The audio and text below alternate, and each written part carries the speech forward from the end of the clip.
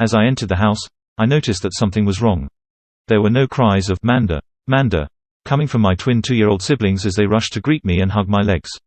No kiss from Mom to bat away as she took my backpack, saying, "Amanda, what happened today in school?"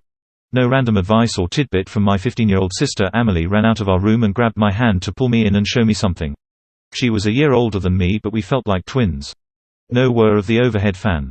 The foyer was completely empty. This never happened. The last time was 2 years ago, when father got diagnosed with pancreatic cancer and was going to die. They had all rushed to the hospital, forgetting to tell me. It had been for no use though, he had died anyway. Oh no, I thought, who is it now? Not Mom, right? Oh, not Mel, please. Oh God, please let it not be one of the twins. If something happens to Gianna or Greggy, I don't know what I'll do. I turned the corner into the living room slowly, bracing myself for what I might see. What I saw was not at all what I'd expected, but it was bad nonetheless. The green, as we called it, was gone. The green, the center of our lives. It used to sit proudly on the mantel, visible from everywhere in the house but the foyer. Daddy had carved it by hand. For 3 years, he would sit by the fire after work, his hands nimbly molding the clay. Shaping something. We never knew what it was. Never will, since he's gone. Our pride and life. Gone. What happened? Where is it? Who took it? When? Why? Why? What will we do without it? The thoughts rushed through my head, making me dizzy. Somebody coughed and I turned. There, sitting on the couch, were my family members. First I was overjoyed that they were okay. Then, I remembered the green and saw the expressions on their faces. Oh, what happened next, though, was the most shocking of all. They stood up simultaneously and enveloped me in a hug. "Wow, what's going on?" I cried, pushing them all away. Amelie was the only one who responded. Nothing, dear. Just close your eyes. Just as we did. Give all of your prized possessions to the king. Surrender yourself to him, just as we did. You will attain true happiness," she droned flatly. She never called me dear. "What? Who's the king? Are you okay? Blink twice if you need my help." She wordlessly pointed at the corner and I noticed something I hadn't seen before. A man, dressed all in black with a hat over his face, leaning on the wall. What was he doing here? How had he gotten in? Who was he? What was going on? Amelie smiled, briefly, as did the man, but his was different. Amelie's was a fleeting reminder of something normal. His was maniacal and murderous. And then my world turned black as he lifted his hat, revealing, not a face anymore, but a black hole, swirling and gurgling. Hungry. My eyes started to blur, my body feeling limp. I started to run the other way, grabbing as many of my family's hands as I could, when he spoke. His voice was deep and rumbling, hypnotic. I turned to face him. I had to. There was a force pulling me towards him. "Don't go. Stay. Don't you want the truth? Don't you want peace and happiness?" The kind words didn't match the cold, calculating expression. The truth about what, anyway? But somehow, I couldn't look away.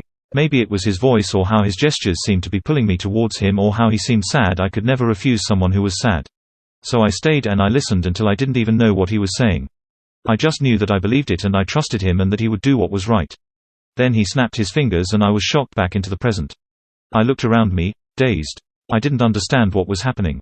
Then the earth beneath me started to rumble and the bamboo floorboards, that Daddy had made years before, when he was apprenticing a handyman, cracked under our feet and we all tumbled into a black pit.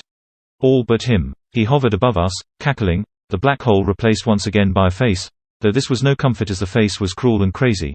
My family had returned to normal and were crowding around me. He lifted his hands, and I saw a shimmer. I saw the green, floating in the air in front of him. I reached towards it, trying to jump out of the hole, the pit of darkness and despair. But something was holding me down. I searched the eyes of the man, but they were emotionless, betraying nothing, like the trained assassins on a show me and Mel liked to watch.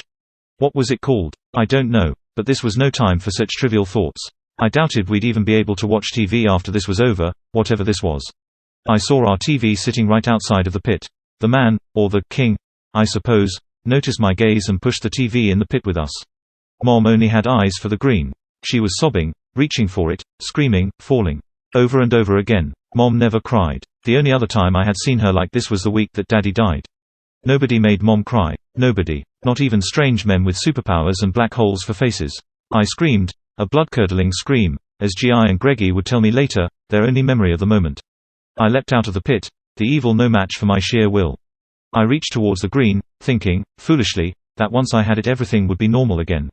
I was too absorbed in my thoughts, so I never noticed when the man's hand fell to his side and then, just as quick, drew back up pointing at me. I didn't notice the electricity shooting towards me. I didn't notice anything until it zapped me. Right in the forehead. I fell down into the pit. Down into the darkness. I vaguely heard somebody calling my name. I vaguely noticed my head crashing into something. Cement. I vaguely felt somebody feeling my hand for a pulse. All that I could see was Daddy's face in front of me, like an angel, I guess, his arms wrapping around me. But not in the kind and loving way they used to. But like he was trying to choke me, like he was trying to kill me. I opened my eyes after what felt like hours, and everybody crowded around me worriedly, paying no attention to my queries of, "Where is he? Where is he?" Mom grabbed the twins. Mel and I huddled together for warmth. We were all unsure of what had happened, was happening and would happen. All we knew was that we were together. And we always would be.